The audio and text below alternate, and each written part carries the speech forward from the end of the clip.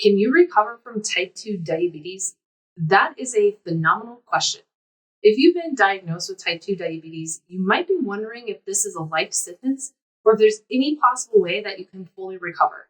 If that is you, then you are in the right place. I'm here to answer that question in today's video. Let's get started. Hi, I'm Dr. Kelly Shockley, doctor of cause, chiropractic, board certified in sports medicine, and specialized in clinical nutrition. In this video, we're going to uncover the hidden truth about type 2 diabetic medications most medical doctors won't mention. Next, I'll be sharing with you the quickest way to manage blood sugar levels without counting carbs. This is a secret weapon that, when done, it will get your blood sugar levels back into normal ranges super fast. And finally, I will be sharing with you the best eating style that will give you back your life, and you don't even have to be perfect with it. Let's dive right on in. First, we're going to talk about the hidden truth about type 2 diabetic medications that most medical doctors will never mention. Now, this has to do with how they work. I'm curious, has anybody ever explained to you when you have to take a medication to lower your blood sugar level, where the sugar goes? Most of my patients who I've discussed this topic with have no idea where it goes. Everybody just kind of assumes that it gets eliminated through your urine. Well, that actually isn't exactly how this works.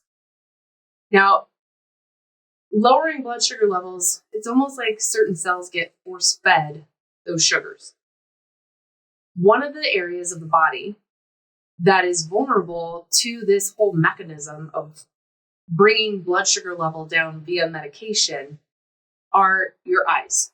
This is why most type 2 diabetics end up with something called retinopathy, or an issue like with the eye, losing vision, even going blind. Another set of another system in the body that is vulnerable are the kidneys. This is why most diabetics can end up with some sort of a nephropathy, which is a kidney problem, or ultimately, if it goes too uncontrolled for too long, can end up on dialysis. And then the other tissue that's really vulnerable to this whole process are the nerves. So several type 2 and type 1, if it's not regulated properly, diabetics can end up with what's called neuropathy. This is a large reason why diabetics really have to pay special attention to their feet, because altered sensation, not really aware of what's going on at the foot. So foot care is a really important detail for type 2 diabetics to try to avoid tissue death and ultimately gangrene, which can lead to amputation. But there's something else that nobody's talking about, or at least next to nobody's talking about. The cells that are in your body all of the time, in every single one of us, that are most able to receive sugar because they have the highest amount of insulin receptors, which insulin, just think of insulin as the guy who unlocks the door to your cell that allows sugar into the cell, okay? The cells in the body that have the most amount of insulin receptors, so the most ability to consume sugar, are cancer cells. Every single one of us, every single day, are fighting cancers. But our immune system and our checks and balances can keep them in check. But if you are having to take medication to regulate blood sugar levels, then you have the ability at force feeding cancer cells. So another potential health outcome for a long-term type 2 diabetic is cancer. Something else that nobody discusses is that I have type 2 diabetics that end up on insulin. And even for the type 1 diabetics out there who have to take insulin, nobody talks to you about trying to be on the least amount of insulin possible. You can do a lot through diet to regulate blood sugar levels. And the less insulin that you require to maintain normal blood sugar levels, if you're type 1 or type 2, to not even have to end up on insulin, the better off you are. Because here's another harsh reality with these medications that are falsely taking care of your blood sugar level. The more insulin that you are on, ultimately, the faster you will die. It puts the whole body in an aging fast forward process. And then, like I said, you're force feeding cancer cells.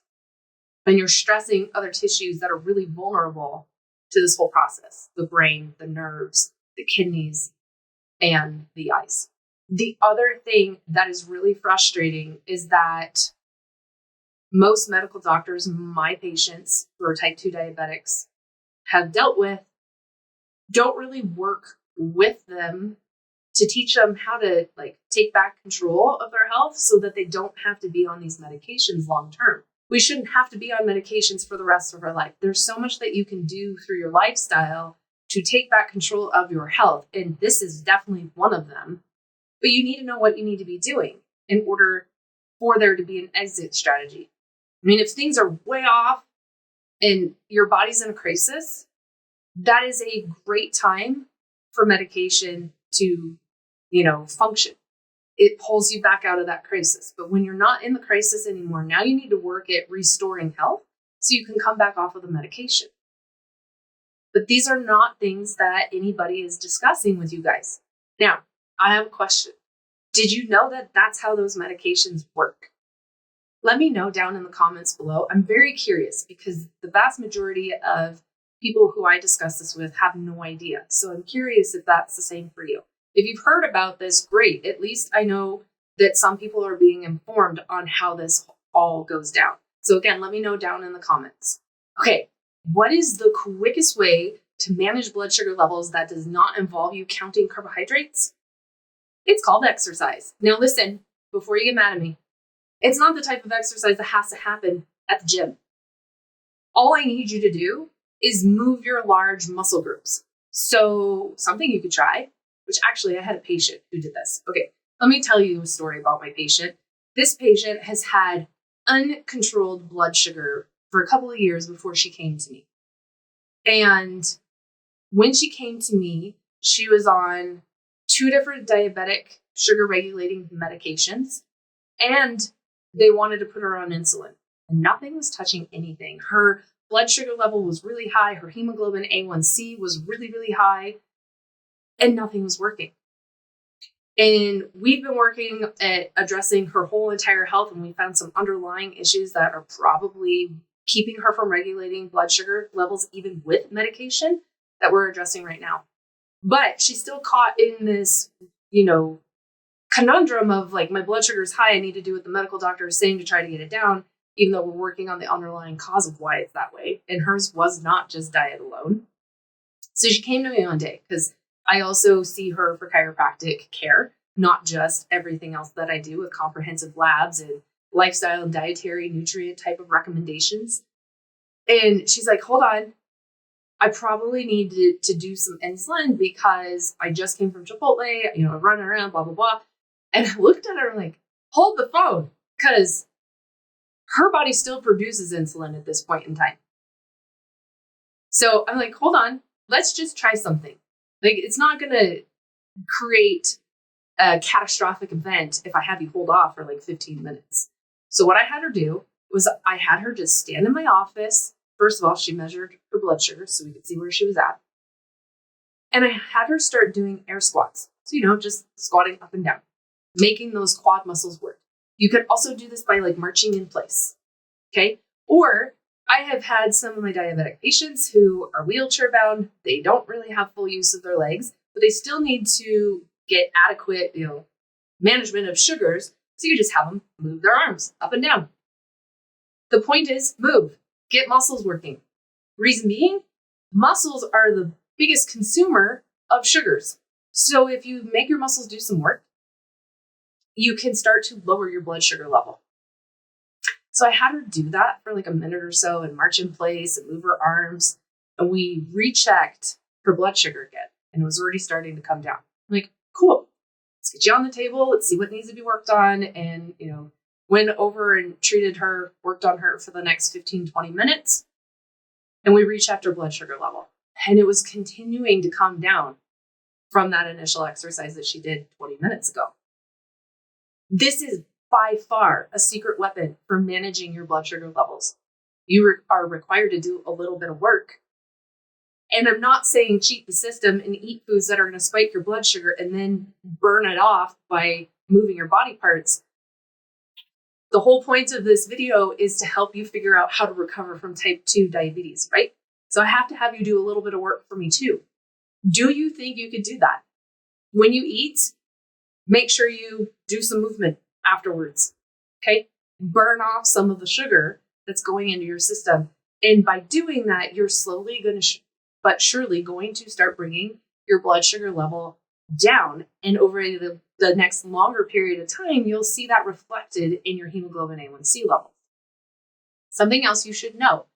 When we are figuring out how to manage blood sugar, we also want to be looking at not just fasting blood glucose, which most medical doctors are now looking at hemoglobin A1C. And the reason being is because your glucose level changes all day long. And if you know you're going to have a blood draw done, the first couple of days prior to that, you can clean up your diet and you're going to test better. Okay. You can fudge that number. Hemoglobin A1C tells us more what you've been doing over the last 3 months. Not as easy to fudge that one. But something else that should be monitored to measure how well you're doing and for progress is your fasting insulin level. This is much more sensitive and it's going to give you more accurate, more real-time information versus this patient of mine doing much better. Her hemoglobin A1C was ran really close to when I started her off on these programs, and it still hadn't come down. And I had to remind her it's going to take a little bit of time to catch up with what you've been doing. So wait for a couple of months before you really discern, are you on the downward trend, and bringing all of those markers back into their normal ranges. So look at fasting insulin as well. Now, before I get into the best diet for when you're dealing with type 2 diabetes, I just want to remind you to subscribe to my channel. Click that subscribe button down below, turn the notifications on.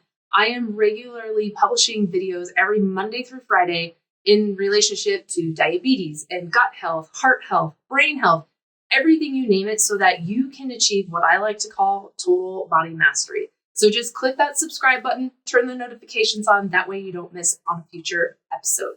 Awesome. Now, what is the best diet for recovering from type 2 diabetes? I'm sure you already know that it's going to be lower in sugar, but what does that mean? And there are so many different trends and fads out there. And I'm sure some of you are even wondering, is keto safe for, working with type 2 diabetes? And that's what we're going to focus on. Okay. So let's talk about keto real quick, since I already mentioned that. Now, here's the thing. Keto is awesome for reducing carbohydrate consumption because that's what it squashes out. It's only 5% of what you're taking in that day comes from carbohydrates, and they're not grains, they're not sugars, it's vegetables. There's really no fruit consumption on keto either. So keto, if you need to get a grip on things really fast and you're good with eating high good fats, moderate proteins, and really itty bitty amounts of carbohydrates that purely come from vegetables, keto is a great way to kind of shock the system and get it moving in the right direction. However, there are some challenges with keto. One, people find it really hard to stay on because it's so low in carbohydrates. Okay. Initially, too, when you go on keto, you could go through what's called a keto flu. And part of that is trying to get your body used to burning fats instead of living off of carbohydrates. Okay, so that's a process. But also, depending on how many carbohydrates and sugars you've been consuming, you can go through some withdrawal symptoms as you come off of those. Normally, it's just the first couple of days, and then you start feeling better again. Long term, depending on how you're doing your keto diet, there are some challenges with nutrient deficiencies because we are all creatures of habit and routine. We're not really great at eating an abundance of variety, right? So that is where there is a challenge with keto, is just making sure you're getting all of your nutrients. So keto is totally safe. It would work really well. There are bad forms of keto, but do some exploration into that. It is, by all means, a great place to start. However, you don't have to go to that strict a level in order to start recovering from type 2 diabetes. So what I suggest that's a bit more doable for people is something I call to in my office the macro diet. Now, macros have to deal with your proteins, your fats, your carbohydrates. Okay, those are macros. They're your macronutrients. It's more about the ratio of these macronutrients that you're consuming. So I don't label it as like paleo or modified Mediterranean or specific carbohydrate diet or South Beach or Atkins. Like, there's so many names out there. Let's just get to the bottom of it. Okay. It's really about the percentages of these macros that you're consuming. To set yourself up for success, carbohydrates on this diet are no more than 20% of what you're consuming. Okay. And I very much so recommend that you steer clear from sugar, of course, as we know, but also a lot of the grains. Grains contain a ton of carbohydrates, okay? And there's not as much nutrient density in the grain products as there are in our vegetables. So my encouragement is to heavily consume carbohydrates from vegetables, minimal amounts of grains if you have to have them, and only fruit-wise, guys, only maybe a serving in a day, okay? They contain too many natural occurring sugars, even though they've got great nutrients for us as well. When we're trying to regulate your blood sugar levels, we really want to keep that minimum. You don't even need to have fruit every single day. As long as you're eating a variety of all your vegetables and getting the color of all the colors of the rainbow, you'll be doing a fine job of getting all your phytonutrients. Then, so carbohydrates are 20%, proteins, clean proteins coming from non-adulterated sources, meaning wild-caught, grass-fed, grass-finished, pasture-raised eggs, not in a cage, right? The way God intended them, then that's about 20 to 30% of what you want to be consuming your daily calorie intake looking like. Then, as far as good fats go, we're going to go heavy on the good fats. We're anywhere from about 50 to 70% of what you're consuming. Now, don't freak out. That's not going to make you fat. Sugar actually makes you fat, partly because it really inflames you. So you're retaining all of this fluid because it's inflammation. Fat also doesn't clog arteries, not the healthy fats. Bad fats are detrimental. But healthy fats actually is where all of our flavor comes from in our foods. Like the non-fat, low-fat versions of products have far more sugar content in them than the full fat because they're trying to make up for the lack of taste. And then the other awesome thing about good healthy fats is there's a lot of satiety in them. There's a lot of help with regulating blood sugar levels. And you're giving your body a lot of the vital nutrients that the brain requires for function and that the cardiovascular system actually does really well with. These are all very anti-inflammatory types of fats. So it's really going to set the stage for healing. So about 50 to 70% of your diet should be from these good healthy fats, which is your coconut oil, avocado oil, grass-fed butter, ghee, extra virgin olive oil, your nuts, your seeds, your avocados. That's what you want to eat a fair amount of, okay? You start following this type of ratio diet plan, really it shouldn't be a diet plan, eating lifestyle, you are going to knock that blood glucose out of the park as far as regulating it, okay? Now, if you're sitting there going like, not entirely sure what that looks like, don't waste another moment on that thought. Down in the description below this video, if you click on it and expand it out, you will see that there's a link in there that is called the 7-Day Full Body Reset Meal Plan. This meal plan is designed specifically to regulate your blood sugar levels. All you need to do is click the link, you'll get instant access. This meal plan was created for people who don't necessarily want to live life in a kitchen, or maybe just don't even like cooking. It's designed for people who are really busy. So when you look at the meal plan, there are planned overs or leftovers. So you're not cooking every single day, okay?